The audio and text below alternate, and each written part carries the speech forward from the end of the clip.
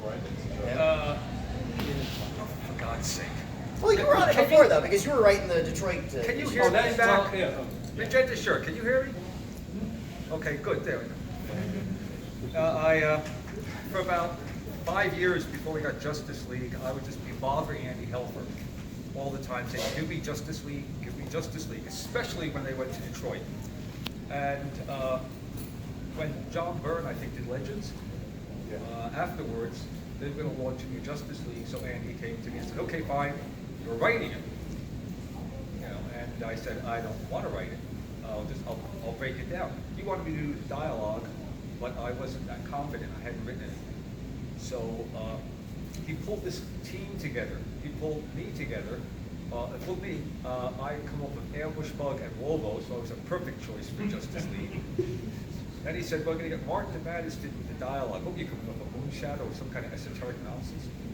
Well, I'll fill that part in. And I thought, well, that's going to work. And then they said, we got this artist, Kevin McGuire, who I'd never heard of.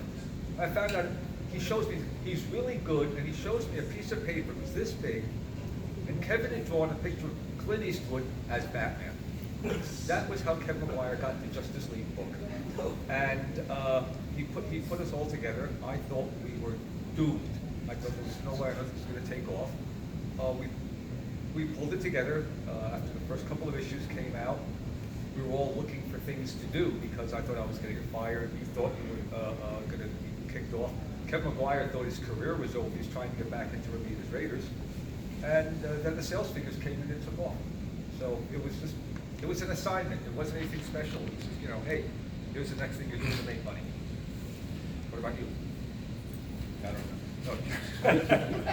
I'm not going to answer questions either. I had just finished a 5-year contract at Marvel, where I was exclusive with Marvel for X number of years. But I started at DC, and Andy Helfer, our editor, actually grew up across the street from me in Brooklyn. We didn't know this when we were growing up. He was like 5 years younger, maybe, but we figured it out years later. So we bonded over our mutual Brooklynness, you know. Nice. And one of the first gigs I got when I went back to DC after leaving Marvel was Jerry Conway had left the Justice League Detroit book, and they wanted to wrap it up and kill a bunch of characters off. And so they said, "Would you please kill 5 for us?" And stuff like that. So I ended up doing, I think, the last 6 or 7 issues of that book.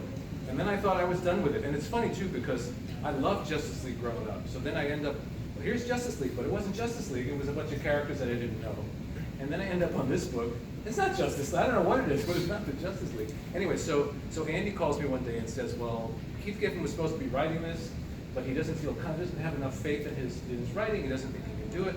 And they showed me, Keith, when he plots, he tends to do, he doesn't write the plot out, he draws it out. So he does these little mini comics, and he writes in all this dialogue, and I'm reading this thing, and I'm saying, there's nothing wrong with this, you could publish, no, Keith doesn't think it's good enough, I don't think it's good enough, would you please do it? So I did the first issue, thinking, you know, Keith will figure it out by the second issue, they're not going to need me, but then they decided they wanted me for whatever reason.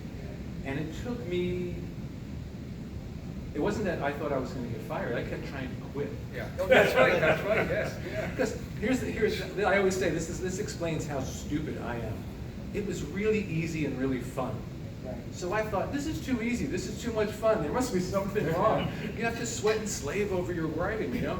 But then I just kind of gave up fighting with Andy about it and just relaxed, and the next thing I knew, it was 5 years later, we'd done about 10,000 pages of Justice League and Justice League Europe and Justice League Quarterly and miniseries and spin-offs, and it became a factory in and of itself, you know?